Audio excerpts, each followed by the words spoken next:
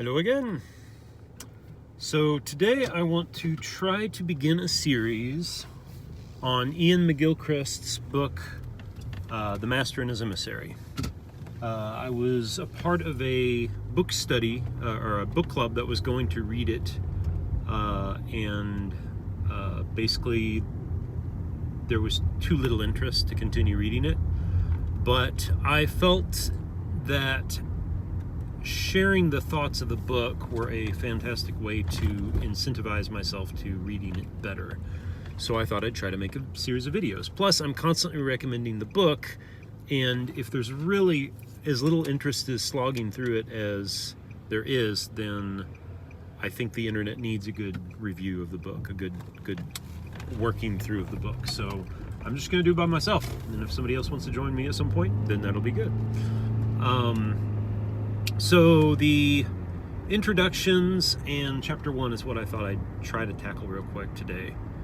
The introduction, I don't have a whole lot to say about. I mean, I don't generally take a lot of time with introductions. Basically, he's beginning to lay out the argument that there's a contrast between what the left hemisphere and the right hemisphere of the brain does.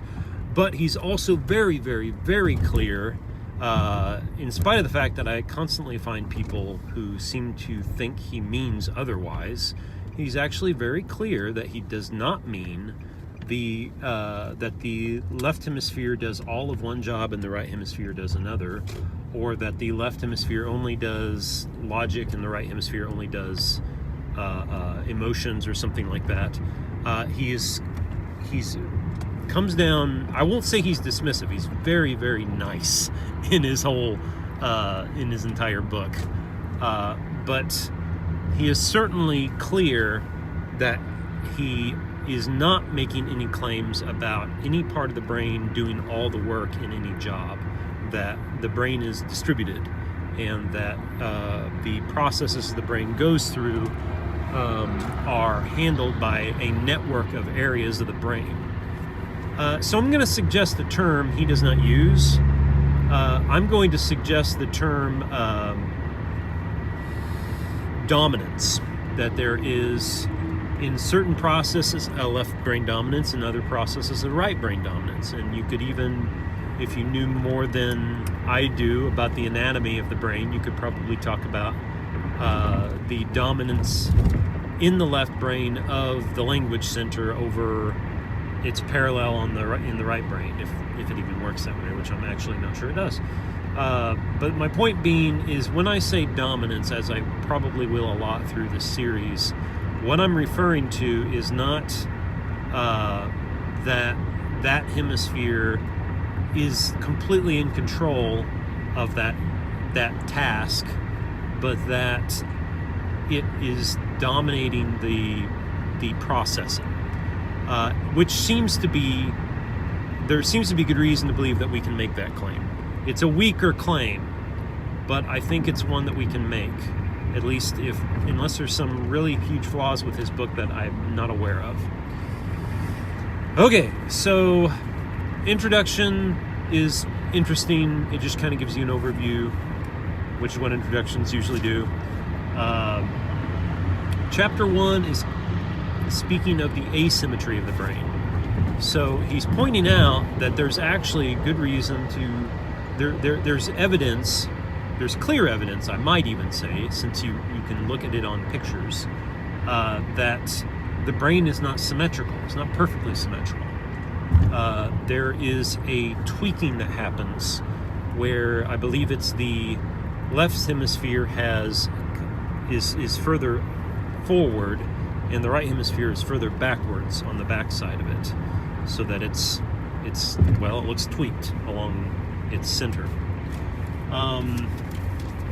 The left hemisphere appears to normally, in most people, dominate language analysis and production.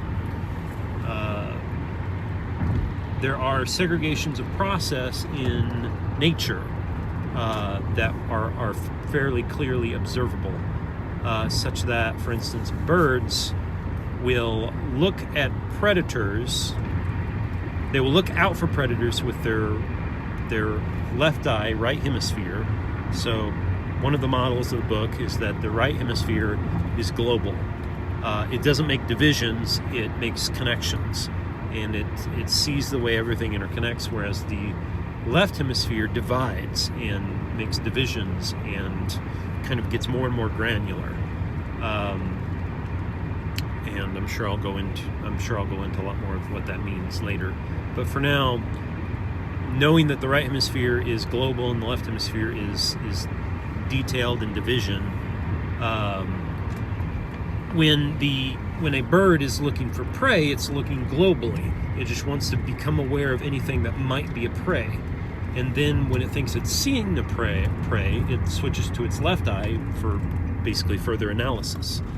It also, when it's trying to get, for instance, a piece of food amongst a bunch of dirt and grit, it will look for that piece of food with its left eye. When it's trying to find a mate, it'll initially, again, look with its... Actually, I think with mate relationships, it uses more of its right eye to try to gauge whether or not this mate is responding, or is it the mate they want. Reacting, kind of, because there's kind of a dance in a lot of mating rituals, and so it has to be aware of that social layer. Frogs will look for, I believe he actually said with the left hemisphere they look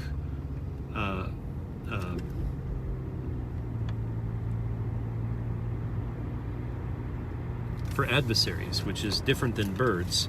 But with the right hemisphere, they look for, they interact with other frogs with the right hemisphere. So none of that is to set up a in-stone definition of what the left hemisphere and right hemisphere do. Again, we're not talking about that. We're talking about kind of which processes seem to be dominated by which side of the brain.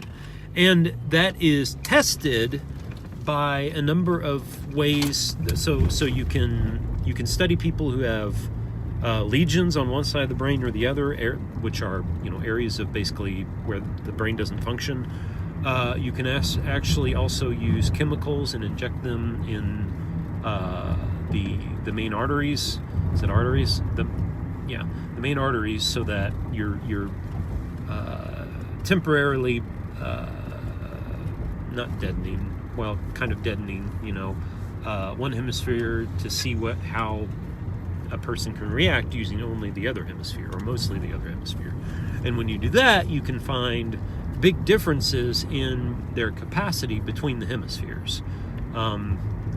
Some examples that are coming to mind is that a person with a left hemisphere lesion, their IQ actually doesn't change that much. I would suspect, well, I'm not going to speculate about what specific activities do not go down, because I can't remember off the top of my head. But the right hemisphere, if you have lesions in your right hemisphere, your IQ actually does go down quite a bit. And it is believed that has something to do with actually, I don't know if he says this. I'm speculating. I'll speculate a lot during this series, but I'll try to make sure I say something. So the right hemisphere is unable to, is apparently, I think, is trying to process everything and interconnect everything. And to have an IQ, I mean, you can have all the knowledge about math and science, and you can have all these things memorized perhaps, but if you cannot use that knowledge, if you don't have an understanding of it, an understanding of the interconnectivity of that knowledge, then your capacity is weak. And dang it, I forgot to go to the store. I've got to turn around. So